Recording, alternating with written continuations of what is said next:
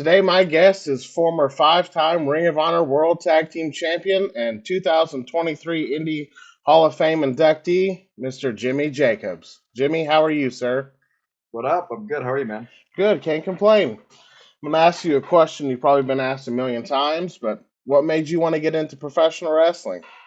Oh boy. I have one older brother, and he liked pro wrestling, and I sort of just liked what he liked, and he wanted to be. I mean, this is going back to when he was, my first memory of pro wrestling was Mr. Perfect shooting a perfect game of pool. I was watching that at my grandma's house, and that was probably like '89.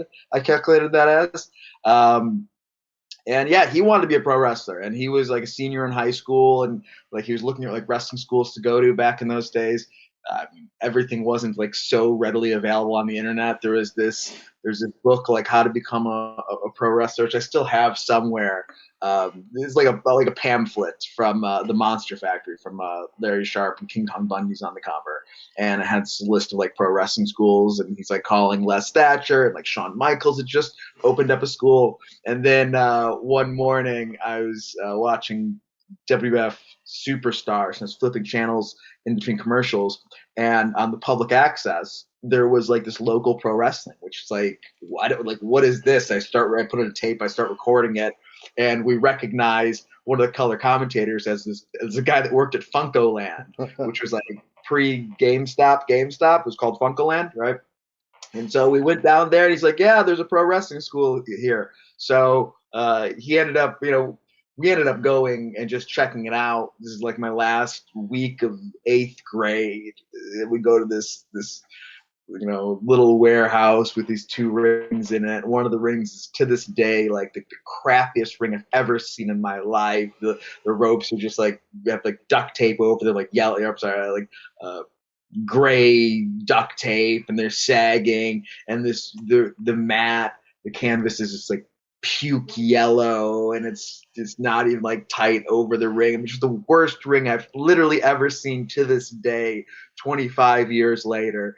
And yeah, and so that's how we came upon the world of independent professional wrestling. And so I would just like sort of like hang out with him and take my video camera, record shows, and like set up chairs and just whatever, like do the music, like whatever to just to be a part of it. And then yeah, just slowly got my foot in the door, and here I am 25 years later. Now, where did you continue your training at, or how was it back then? Because, like you said, it wasn't readily available. I think that's hard for a lot of people to understand of how hard it was to get into wrestling, but just 25 Well, years ago. this is 1999, so it's not actually that hard. Just the information wasn't as readily available. Like the internet, like yes, it's around, but you know, you couldn't just go to High Spots and like press a button and order boots, or maybe you could in '99. Actually, that is how I got my first pair of boots. The first pair of tights. We had to go down to like K&H Wrestling. Uh, this lady, and I don't know if you remember K&H tights in True Life. I'm a professional wrestler. Hmm. Like it's where Shark Boy's there getting, this woman in her garage. You got to go down there. Yeah, like we used to like send videotapes to people, to go, oh, here, you can't just go, hey, check out my stuff, here's my YouTube link. Just everything wasn't as readily available. But in 1999, like the wrestling business was in a big boom, right? This is like the NWO is hot and Steve Austin is hot. Like it's the Attitude Era. It's like 98, 99 that I'm talking about. So wrestling schools were like popping up. So like this place we found in Grand Rapids, Michigan, wasn't like a good wrestling school. Like my brother would have been way better off to, just go down to San Antonio, train with Shawn Michaels, and be in the same class as, Spanky and the American Dragon. Instead, he gets trained by Scotty Z and is in the same class as, Magnum Conroy and JT Freeze. Nothing against those guys; those guys are great, but it's just not quite the same caliber. Hmm. So I started training. That was in Grand Rapids, and there's another place in Holland, Michigan. When the Grand Rapids place closed, this place in Holland, Michigan, that was run by a guy named Joe Ortega El Tejano, and I was just hanging around enough and get in the ring enough, and they needed a referee because one of the referees is going to be on vacation. I can do that, and then all of a sudden, like I'm just like in there training a bit, and it wasn't like good training. Like Hmm. it wasn't good. I wasn't. I learned on the job more or less. I didn't know how to run the ropes my first match. You watch these videos of me when I started. It's like, oh yeah, he doesn't know what he's doing. It's like, no, I did not. I probably still don't, but I've fooled people for long enough. Some people have caught on that I'm not very good. So, when you started wrestling, did you stay in that Michigan area, or when did you start branching out? Yeah, I mean, I understood. So I had a few things going for me. One of which was just like I realized that like very very early on that like this place that I started, LSWO, Lakeshore Wrestling Organization. I understood that like I wasn't gonna do anything really like just being there once a month, the one show, once a month shows they ran. Like I understood that like right away. As soon as I started, like I refereed one show, like I had a website up and I like, got myself booked in Detroit and like I was like hustling like I was undersized and undertrained and underage. I was 15 years old. Like I under talented, under athletic. Like I had no business doing anything, but that just wasn't in my purview. I Hmm. just like this is what I'm doing, and so like as soon as possible, I was out there driving, and I'd have to get other people booked. I'm like 15, 16 years old. I don't have a car. I don't have a driver's license, and I would have to get other people booked, that's what I would do. I would send out a tape of like me and like my brother and a couple of the other guys, and like get the car booked to go hear NWA of Michigan, and then whatever. So by the time I'm 17, I was into a full rotation of different places in Michigan and Indiana and Ohio and Illinois. By the time I'm 18, I graduate high school. It's just like all bets are off. Like once I graduated high school, I had my own car. All bets were off. It was every single weekend, no matter what, anytime, any place, anywhere. From the time I graduated high school, it was like it'd be over 3 years since I took a weekend off, and that was only because it was my brother's wedding. But once I gave, and I was the best man, and once I gave the best man toast, I called Ian Rotten. I was like, I can still make your show, man. Like if you want, I can still make it. But that was just my mentality at the time. It was just do it. There's no oh about this, shouldn't do Hmm. this, or what about this, or like trying to like even like figure it out. It was just go. It was do it. That was it. It was all yeah. So, how was your time down in IWA? A lot of It people was have a great. lot of things to say. Yeah, I have a fondness for Ian. I have a fondness for IWA. If he was running to this day, I'd still pop in. I worked for him on the last show he did last year, and it was the place that me and Alex Shelley really got our our names out there. So when I was 18, me and Shelly sort of like paired up, and we were both guys that like just wanted to do it, just wanted to be pro wrestlers, and that's it. And not like, oh, but I've got this other thing going on. No, I've got this job. I can't take the weekends off, or I've got this family. I've got this girlfriend. It was none of that. It was just like I want to be a pro wrestler, and Shelly had that same attitude. So Ian was kind of like we would travel together and wrestle each other. And then Ian was the first guy to kind of like start to see something in us. Like he Hmm. saw, oh, there's something here. And he featured us. And at that point in 2003, Smart Mark Video was pretty big, and tape buying and tape trading. And so Shelly and I had this little feud in IWA Midsouth that then sparked, Norm Connors to call us in Pittsburgh and CZW to call us. And then it eventually got us our foot in Ring of Honor, which is sort of you know what what took our careers off to the extent that they took off. Exactly. So, how was Ring of Honor back then? Because it's still going strong today, and Ring of Honor was the place to be, especially back then, and then all these years later. Like, what was it like finally getting to Ring of Honor? It was everything. Um, June of 2003. So this is 20 years ago. Um, yeah, CM Punk. I'd known CM Punk like since I was like 16. He didn't particularly like me, but once Shelly and I started working for Ian, uh, Punk took a liking to us. He saw like we were two guys who were hustling. And he said, "Hey, give me a tape. I'll give it to Gabe and see if I can get you guys some Ring of Honor." Gabe saw the tape. He said, "Ah, they're good. They're not Ring of Honor good." And sort of balked at it. But Gabe wanted to book Chris Sabin and didn't want to pay for a plane ticket, I'm guessing, because he said, just bring a couple guys, I'll put them on the pre-show. And so Saban asked me and Shelly to do it. And he told Gabe, and Gabe was like, "Oh yeah, I've seen their stuff. They're good. I'll put them on the main show." And so me and Shelly and BJ Whitmer and Tony Mamaluke had a four-way in Philadelphia, and I was scared. And it was like a big deal. And I was doing like the Bruiser Brody, mini Bruiser Brody, furry boots, Huss gimmick, Mm-hmm. and I didn't know whether I should do it or not because like this is Ring of Honor. They're serious here, and I'm there with like a pair of regular boots, regular tights, and like furry boots and my Huss tights. And Garen Michael Capetta is next to me, and he goes, "Do the furry boots. Like, it's different. Do it. It's different." And I go, "You sure?" He goes, "Yeah, yeah, do it." And so I do it. And by the time I get in the ring, half the audience in Philadelphia is chanting Huss, Huss, Huss. And we had a pretty good match for 2003. It was a pretty exciting four-way match. The fans seemed to like it. Gabe seemed to like it. Uh, I remember leaving the Murphy Rec Center in Philadelphia, and like there's like fans and they had like roses. Like these girls had like roses they gave to us on our way out. I'm like, this is it. We made it. We made it. You know, like we got paid $50 and no trans, but like to me, it was like we did it. Mm-hmm. We did this thing because when I started, I don't think I ever thought I was gonna have any amount of like success necessarily. It just wasn't in my mind. Mm-hmm. It wasn't in my mind to go, oh, I'm going to WWE, I'm main eventing wrestling. None of that. It was just, oh, I'm a pro wrestler. This is awesome. And just do the next show, and then the next show, and then the next show, and the next show. That's all. That it wasn't until like I was probably 22 or 23 that I was like, oh, I might make it to WWE. Like after I'd wrestled in WWE when I was 21, it was after that I thought I might make it to WWE.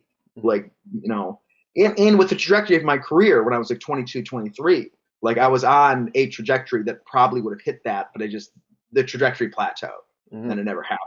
But um, yeah, it was awesome. Was there any particular moments during the early years of your Ring of Honor run that stand out more than others? Yeah, yeah. I mean, there's a lot of awesome moments. You know, the first night was special. Um, the me and BJ winning the tag team titles.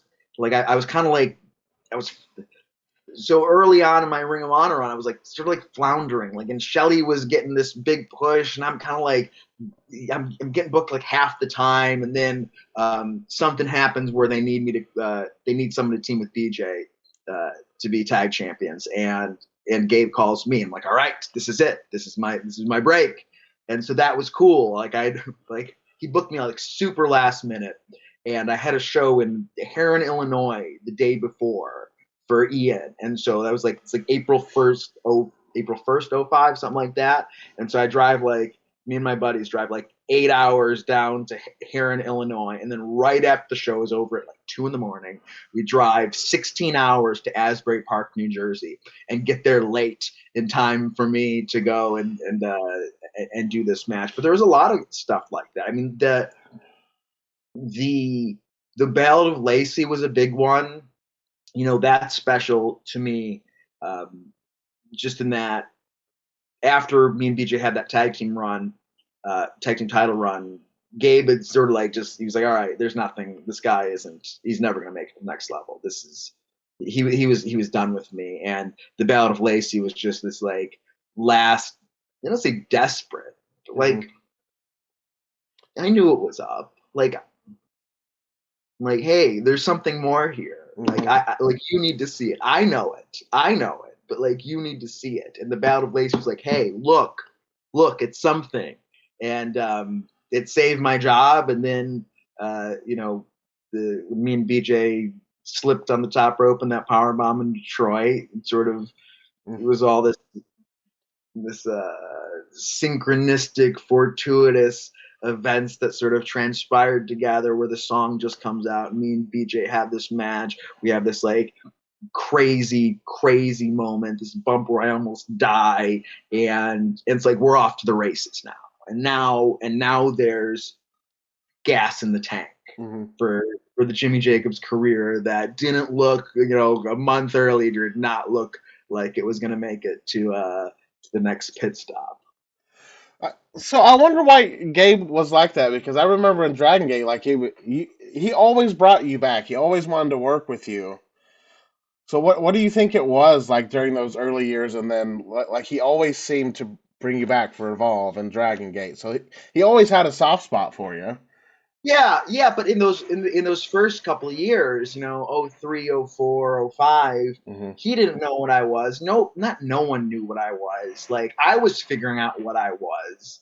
Hmm. I was doing like I was like Ian's world champion, and I was like doing these different like programs and things like that. And people started to see it's like, oh, it's Jimmy's not exactly the guy that has a dream match with someone, but he's a guy if you put in a story with someone, like there's something there. Hmm. So he didn't know what I was, and I'm coming in with the furry boots and going huss huss, and the gimmick is cute and it's nice and like it's getting a reaction, but like there's a difference between like getting a reaction, like being like over, like Hmm. having the fans like really care about you. It's like they liked chanting this monosyllabic phrase and do huss huss. It's like this play along thing, but as someone, especially with the business model of Ring of Honor at the time, was selling DVDs. It's like, yeah, am I the guy that's selling DVDs? Am I the person, the character that the fans like really feel for, or is it just kind of this cute, fun thing? And how what legs does that have? And you go because it seemed like the legs to that gimmick were kind of done, and you go, oh, what Hmm. he's good enough, but he's not good enough to be good enough here. And I would, I could see that. I wouldn't argue with that. Hmm. That's why I had to put more into the outside of the ring stuff than the other guys there. Samoa Joe wasn't making music videos. Hmm.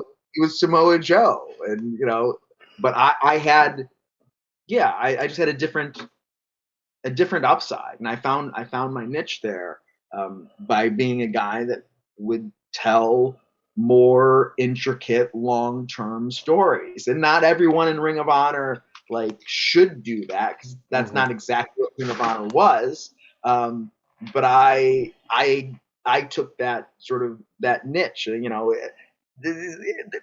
not to compare myself to him, but to some degree, it was the hole that CM Punk left, Hmm. right? That was kind of like Punk's thing in Ring of Honor. I'm not saying I'm CM Punk at all. I'm just saying that without him being there, there was no one really doing the stuff with like him and Raven and things like that. It wasn't really doing that there. And I had my own brand of it. Right, I had the Hmm. Ballad of Lacey, and then eventually the Age of the Fall, and things like that. So like I was the character that fit into that role. Hmm. I remember my first interaction with you was I think it was Fall River, and at you had a spike, and I just remember being at the ring just covered in blood. Like I was running the cables at the time. I forget who you were wrestling then. Where was this? It was for Dragon Gate. We were in Fall River Where's Fall River? in Massachusetts. Oh, this is me and Moxley then? Yeah, That's me and Moxley. I quit. Yeah, yeah. that was my first introduction, like face to face, like in person match, and I was taken back by it. I just thought you were always a tremendous talent, and it was nice to have you. When you left Ring of Honor and you came to Dragon Gate, I mean, a lot of people were excited to have Jimmy Jacobs there, and it was just cool to kind of see, because it felt like back then you were either Evolve and Dragon Gate or you were Ring of Honor. Like Mhm. you couldn't have both. So Right. like I was just because I always worked with Gabe, I was always Evolve and Dragon Gate, and so it was nice to see you cross over and start working there. Is there any like what led to that, and do you have any fond memories of Dragon Gate? Yeah, yeah, of course, man. So what led to that is uh, my time with Ring of Honor was like up. Mm-hmm. And by that I mean the character had played through, and I knew it, and I was like, I gotta get out of here. I gotta at least take a few months off, and that was kind of the plan in June of '09. That was that they were gonna write me out, and I was gonna come back in just like a few months, right? But it's a dangerous game, taking yourself off the board, right? That's a risky move for a performer to do. But I was fed up with it too. I was just like, Mm-hmm. it, just yeah. That happens with everybody. It's like Mm-hmm. you're in one place for too long, and you just go, I need a break from this. And the character needed a break, and I needed a break. So the plan was I come back in a few months. But again, when you take yourself off the board, you don't know if there's going to be another spot for you in a few months. And that's kind of what happened. It's like the plan of me coming back in a few months started to get pushed back and pushed back and pushed back. And so in the meantime, uh, you know, I made an appearance for Dragon Gate USA in Chicago, and then uh, Gabe and I just hooked up again. We were doing. It's when he started like Evolve, and Mm-hmm. I was on board with that. And we started to work together again. Then Dragon Gate USA, and it was fun. That's really where a lot of the stuff with me and Moxley. We were working together on the Indies too, at different places. But so I got to do some like fun stuff with him. Like that was cool. Like early-ish on in his career, not super early, but as he's coming up, it Mm-hmm. was a good match. It was a good good pairing for us to work together. That was cool. Yeah, it was a fun time to be in Dragon Gate USA and Evolve, and just uh, just a different environment for whatever that was, a year and a half that I was Mm-hmm. there. And then you returned to Ring of Honor later on. Right. Yeah. This is June of 11 or Mm-hmm. something like that. Yeah, I think that's right. How was Yeah. your later run with Ring of Honor? And because at that time, like Ring of Honor always just seemed to grow and grow and grow and evolve, and like different people would take different interests in it. So then they would do like there's different people involved basically. So did the company stay the same or like? No. So like the day I came back is the day they announced that Sinclair had bought the Mm-hmm. company, the Sinclair Broadcasting Group, and I didn't know that when when when I had agreed to come back. I don't know if that would have changed anything, but I just didn't know it. So all of a sudden, I've got like new bosses, and they don't know who I am, Mm-hmm. and it was really it was kind of like weird. It was weird. It was weird, where it's like, oh, I thought I was coming in at a certain spot to do a certain thing, and these people have no fucking idea who I am. Like I left the past, whatever, the year and a half or Mm-hmm. two before I left, like I was working on top, and now they're like, oh yeah, we don't know who you are, and I'm like, it felt almost like a tryout all over again. And Mm-hmm. going, why did I even bother coming here? This is a lot of how it felt. And well, I mean, I eventually made my way through there because, like, look, if you bring value to somewhere, there's no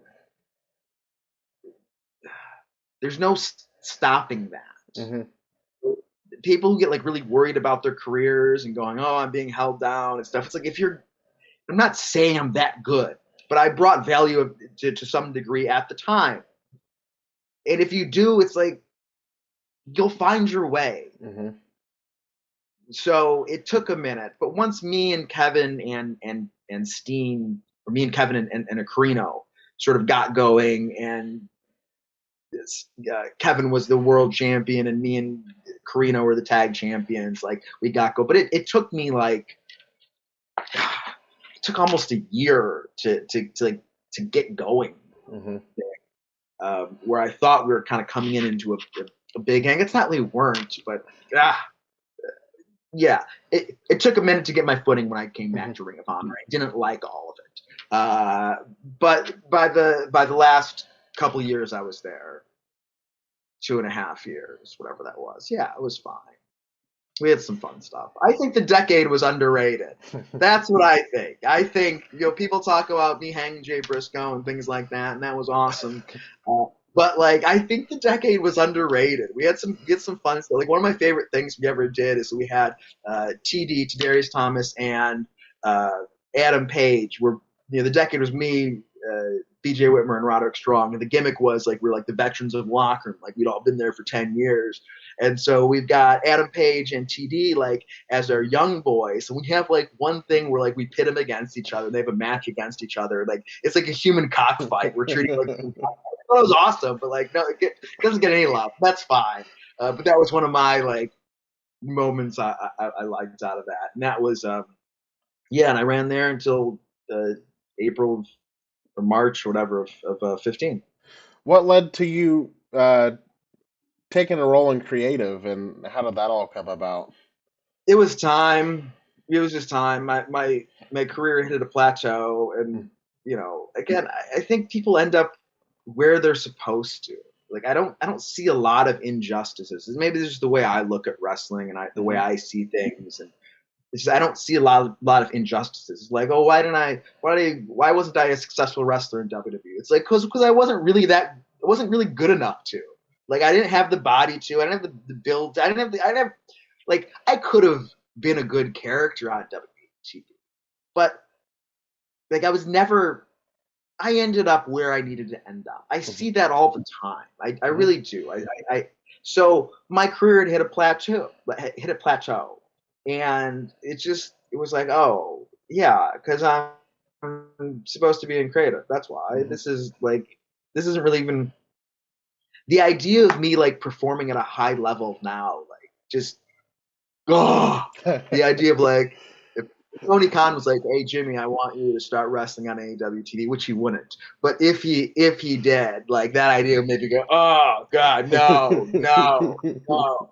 Like, he was gracious enough to allow me to make a little appearance in Ring of Honor or whatever a few months ago in my hometown, and that was nice, and that was fine for me. But the idea of performing at a high level, it's just it wasn't really for me.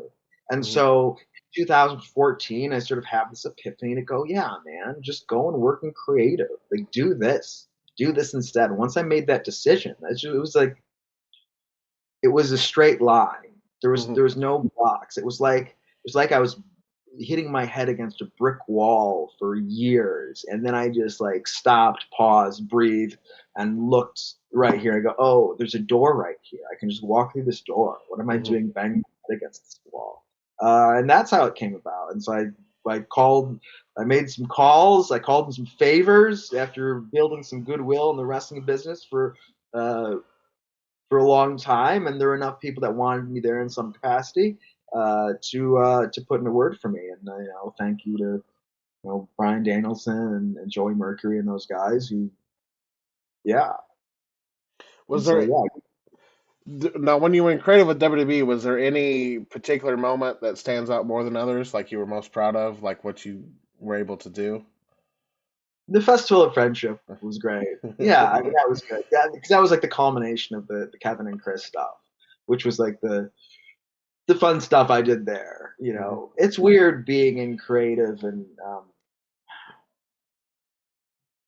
you're just working on different stuff mostly every week. Hmm. But then you find like the Kevin and Chris stuff was something that like I was on, and I sort of stayed on. It was my thing. I mean, it's not my thing.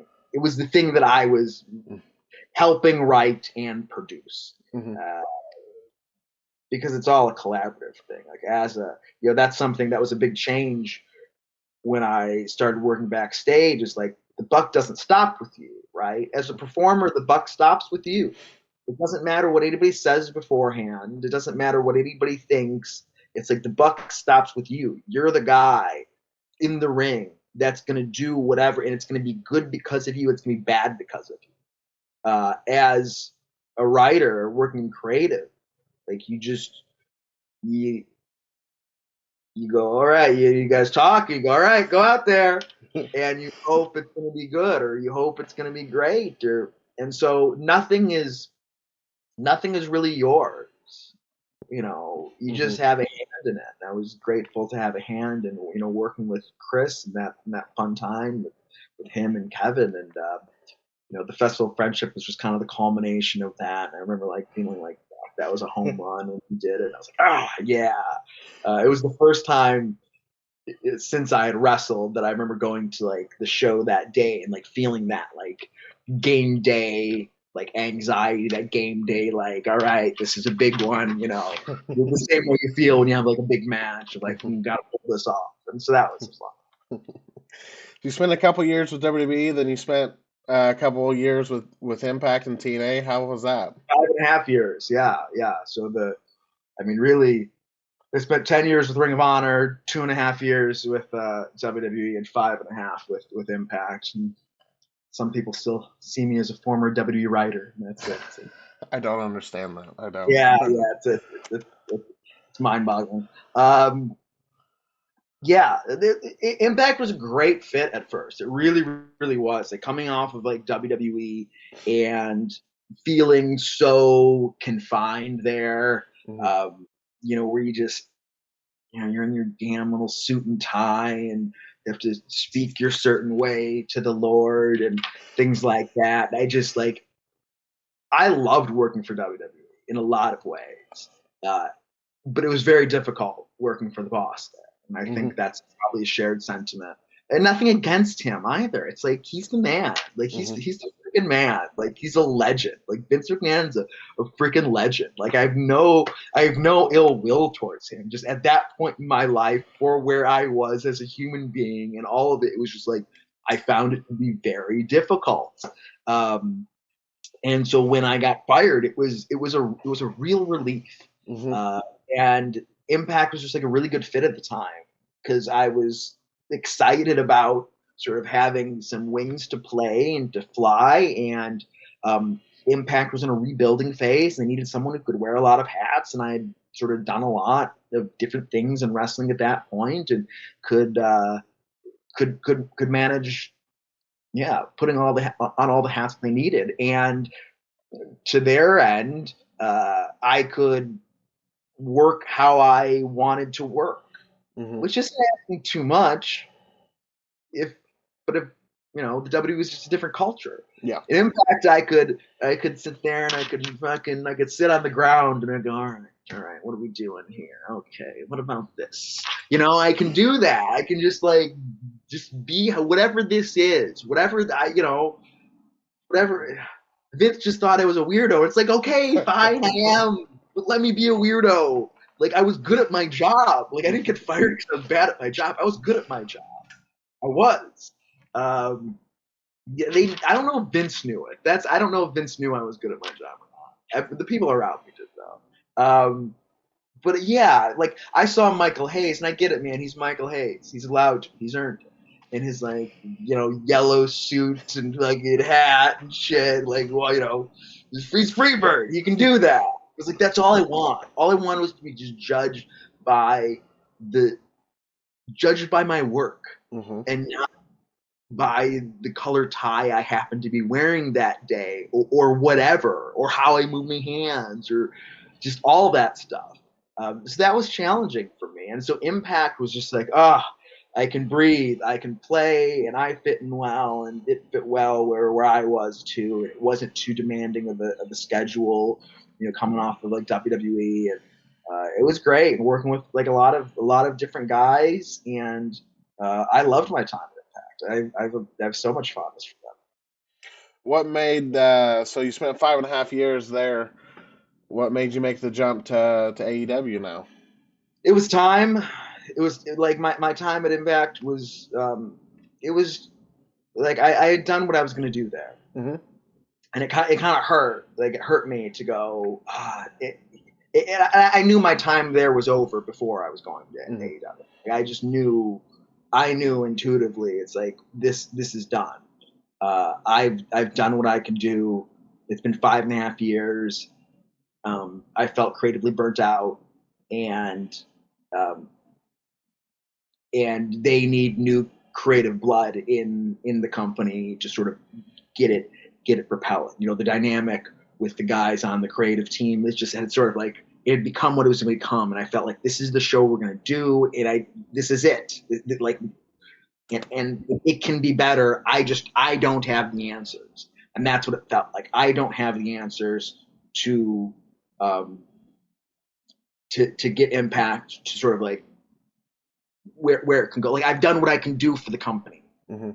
and at the very same time, Bryan Danielson called me up about coming to AEW, and I was like, well, this is how it works, you know, how reality works. This is how the universe works, so to speak, where it's like I'm done here, and then the door is going to open here, and go, okay, you know, let's walk through. So do you work with AEW and Ring of Honor? How many hats do you wear Yeah, yeah, currently? yeah. I mostly what I do is I format the shows Mm-hmm. and I organize information and communicate information. It's it's been it's far less. It was never supposed to be like a creative role. Like I said, I was Mm-hmm. burnt out at Impact. Like I was burnt out writing wrestling television every week, and I really didn't want to do it anymore. So my job at AEW really doesn't involve me writing wrestling television. Mm-hmm. Yeah, it's far more admin. Well, I mean, you're an asset anywhere you go, and I'm sure there's a lot of people that are happy that you're there and that you can contribute and help where help is needed. Because I mean, you're a wealth of knowledge. There's probably nothing you couldn't help somebody through. So it's a good fit. Yeah. Yeah, it is right now, and um, it's been a real um, writing wrestling television is hard, right? Mm-hmm. I mean, this is my perspective. Uh, it's coming up with different ways to go. Okay, these two guys don't like each other. These two guys, they're gonna wrestle because they want to be the best. And how many ways can that be different every single week? And you're doing like, 8 different stories, 10 different stories at once. Every single week, where the end is the same. Two guys Mm-hmm. are gonna fight, and just boy, it got to be really difficult for me. And so in this last 6 months, without having to come up with ideas every week, um, it's been a nice break to an extent, Good. and I'm starting to feel my creative channel like open again after 6 months to go. Oh, this is what's going on with me. This is how I can open up. And now, yeah, so it's been nice to get a break from going. All right, what are we gonna do for these two guys this week? Um, all right, well, maybe if this guy comes out and does commentary for this guy's match this week, and then next week the other guy can come out and do commentary on his match, and just going through your Rolodex of wrestling tropes to. It's been real nice to have a break from that, and at some point in my life, I'll the creative channel is starting to open up, and I can contribute in that way when it Good. comes to. If you had any advice to give to anybody getting into professional wrestling, what would it be? Just do what you want, with your life. Not just wrestling. Just do what you want with your life. Here's what I see. It's like just take the next step forward with like whatever you want to do. That's part of the fondness. I look back at my 15-year-old self, 16-year-old self, 14-year-old self. It was just like I just did it. I just did it. I did it poorly. I continue to do it poorly. To some degree, I probably still do it poorly. But I just did it, and that's it. That's all life is about. It's just about doing it. It's not about going, oh well, what if this, and then oh, what about this, and how about this? Gotta prepare for this, and gotta contend with this, and don't know what to do about this. It's like just take the next step. Mm-hmm. Just take one step forward. And if you take one step forward, however slowly, it's like you'll get to where you're going. as long as you're heading in the right direction, and have fun. That's all too. Have fun with it. I mean, work hard. It's not, it's not all playtime, Hmm. but hey, have fun. Um, that's something that I don't say I have a regret with, but like I look at my wrestling career, and go, God, I wish I just enjoyed some of it more. Hmm. That but that's part of the journey. Part of the journey is like taking things too seriously and things like that. But yeah, have fun and just do it. Just keep taking the step. It's just like the next step. So walk slowly. You don't need to worry about running. Just walk slowly. You'll get to where you're going. Absolutely. Well, I just want to say thank you for taking the time out to come on today, talk a little bit about your career. Thank you for what you've done for professional wrestling and what you continue to do, sir. It's been an honor. Thanks, man. Thanks so much. Have a good one. Thank you. You too.